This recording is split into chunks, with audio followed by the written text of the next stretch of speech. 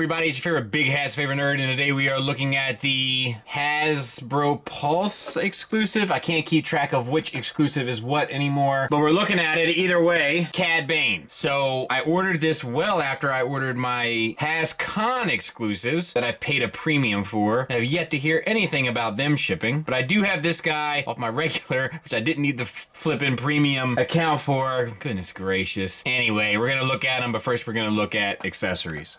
You get his two signature blasters with the silver paint throughout the gun and then the brown paint down there on the handle, black paint across the top there, which looks good.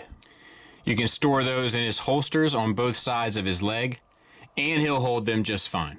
You get what's probably his most iconic character feature, which is that of his hat with the big old brim. It's got some wear and tear, like weathering on it, and then it also has this silver paint on the side pieces. And that'll go on his head just fine. Lastly, you get Toto, which I guess is an accessory. We have the metal finish throughout, the metallic finish throughout, which looks good, and then the yellow paint on the eyes, black paint at the center of the head. The head itself is on a ball peg, so you can get down, up, swivel, confused droid look. We have the arms, which are on little ball pegs, so you can rotate them around a good bit and sort of get a little character out of them. Let's see what else. We have... You know, you can kind of go to one side or the other, which is interesting. And then we have the ball pegs for the legs, and then the ball pegs to the ankles. So he's actually pretty well articulated, even though there's not that many, you know, quote-unquote articulation joints. Because of what joints they chose, it's going to work pretty well. And let's talk about the figure. So the head it's a black base, I believe, and then it has the blue paint on top, and then it has the wires which plug into the side of his head and are painted silver, and they'll rotate a bit. We have the red paint on the eyes, we have black paint on the mouth, and then the white teeth accent it. So all of that is done extremely well. And it actually might be a green base. I don't know why I thought that was black at first. Maybe I'm going colorblind. But yeah, I think it's a green base. Anyway, the head is on a ball peg to the neck. Might even be a double. And then the neck is on a ball peg to the chest, which is what they've been doing recently, which is nice. The neck also has this part of his suit kind of sculpted and painted on. Using both, you can get the head down to there, up to there, swivel, confused bounty hunter look, etc. So we get the overcoat, which is a nice little soft plastic piece which sits kind of nicely against the shoulders, and we had the silver arrows painted on both the tops and bottom.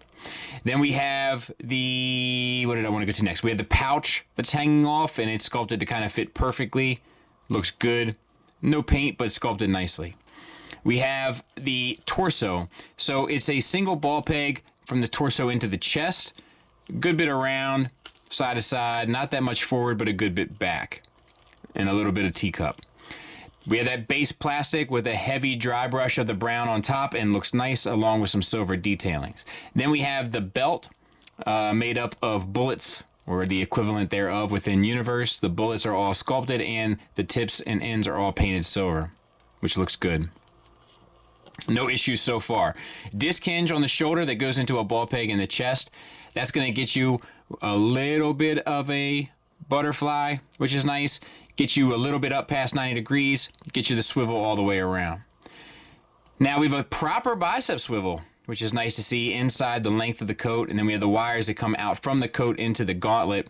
Plus we get the single hinged elbow, which gets you a little bit better than 90 degrees, along with an additional swivel that's a bit redundant, but just mentioning it because it's there.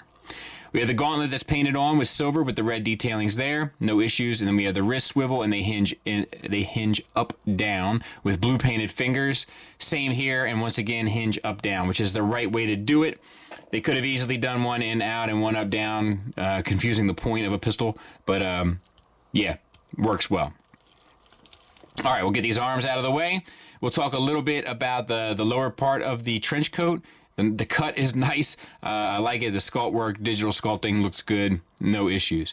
We do have the holsters which come out from the bottom belt, and they just sit against the leg, which is fine. We have T-jointed ball joints for hips that get you out to there. Not the greatest range, but far from the worst. Forward and back is well as well. We have a thigh swivel at the cut right here, which is the way to do it, you know, being as though this is the design. Plus we have a heavy dry brushing of purple. It is a little weird that there's a dry brushing of purple here and brown there. That might be accurate to the character. I haven't really looked at it in that regard, but it's interesting nonetheless. Then we have their new knees, which is a single hinge, gets you to 90 degrees, and then you get a swivel as well. Like I said, I'm not sure how I feel about it, but it's there. And then we have our rockets for our boots. They're on just swivels, and you can swivel them back and forth. They're painted silver. Ankles on a hinge. You can get an ankle tilt up, you can get an ankle tilt down, and you can get a rocker. There he is from the back. I mean, a pretty well done figure. It's so crazy, man. Like, you know, I've been waiting to put this new backdrop into kind of effect for like over a week now, and I feel like since I have, I'm like only looking at my gray figures for the most part. But yeah, okay, there he is. Let's take a look at him in an environment. As of right now, I kind of got him hanging out in Jabba's palace. I'm going to eventually do like a Streets of Coruscant diorama where I'm going to have him and some of these kind of rando alien species. But yeah, right now I got him hanging out in Jabba's palace and he looks good.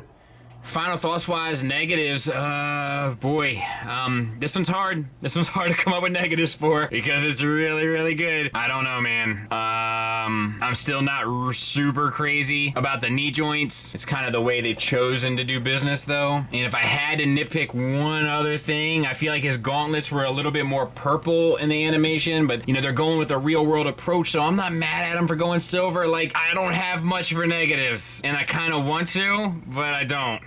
Positives wise, there's sculpt work everywhere, all the wrinkles in the pants, every bullet on the belt, the textures of the vest, the textures in the trench coat, the metallic gizmos on the gauntlets. Everything is painted, dry brushing on the pants, dry brushing on the chest, all the little bullet pieces, the ankle rockets, the gauntlets, the face, the wires coming out of the face. It comes with Toto as an accessory plus the 2 guns and the hat. What more could you want? The articulation works for the most part across the board. A little bit more elbow would be nice, a little bit more knee would be nice, but that's what we've kind of come to expect with the line. I will say that like that double ball peg from the head into the neck, they haven't quite mastered that yet, so something else to be on the lookout for. But goodness gracious, this thing is pretty close to perfect. I hope the retail release is as good. Thanks for listening, thanks for watching. Until next time, take care.